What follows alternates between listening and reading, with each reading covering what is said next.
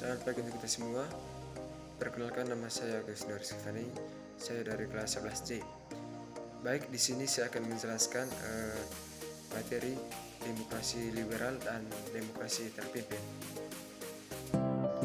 Yang pertama yaitu demokrasi liberal.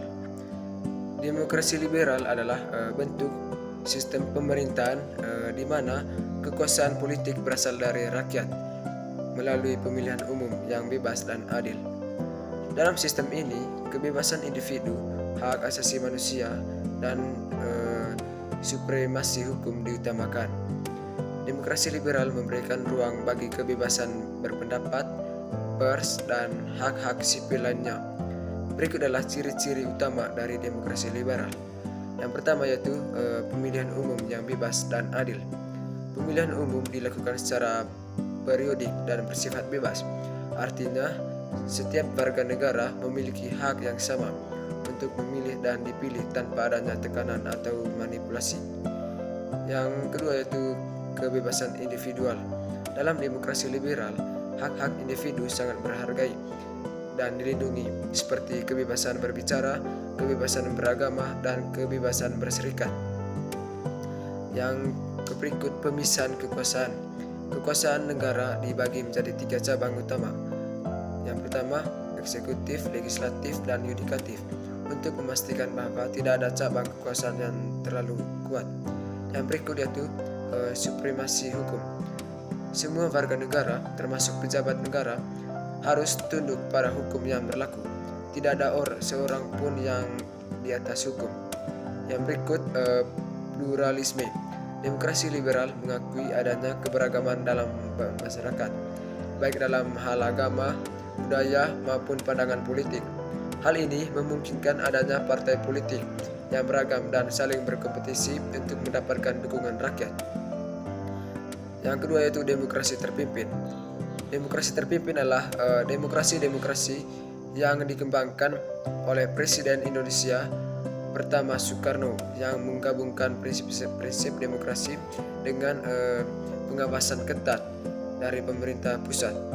Dalam sistem ini, pemerintahan diharapkan dapat mengarahkan rakyat untuk mencapai tujuan negara tanpa terlalu banyak gangguan dari berbagai kelompok atau partai politik yang bersaing. Berikut adalah ciri-ciri utama dari demokrasi terpimpin. Yang pertama yaitu kepemimpinan yang kuat. Dalam sistem demokrasi terpimpin, pemimpin negara, dalam hal ini Presiden Soekarno, memiliki kekuasaan yang sangat besar. Meskipun ada unsur demokrasi, keputusan-keputusan penting tetap berada di tangan pemimpin yang berfungsi sebagai pengarah utama. Yang berikut, partisipasi terbatas. Dalam demokrasi terpimpin, partisipasi rakyat melalui pemilu atau pemilihan umum tetap ada, tetapi jumlah partai politik yang berkompetisi dikurangi dan dikendalikan. Hanya partai yang dianggap loyal terhadap pemerintahan yang diizinkan beroperasi. Yang berikut, pengawasan negara yang kuat. Pemerintahan memiliki pengawasan ketat terhadap kehidupan politik dan sosial masyarakat.